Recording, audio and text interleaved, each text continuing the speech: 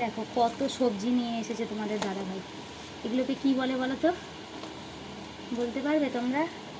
এগুলোকে লতি, ঝিঙে, পটল, উচ্ছে, বেগুন, ঢেঁড়স, এটা হচ্ছে চাল কুমড়ো, বটবটি, লেবুও আছে সাথে। আর এগুলো কি বলো তো, বলতে পারবে? তোমাদের ভাষায় কি বলে এগুলোকে? আমরা এগুলোকে কুঁদরি ফল বলি, তোমরা কি বলো? কাঁচা লঙ্কা তো আছেই। ব্যাস, আজকে এইটুকুনি। দেখা হচ্ছে নেক্সট ভিডিওতে।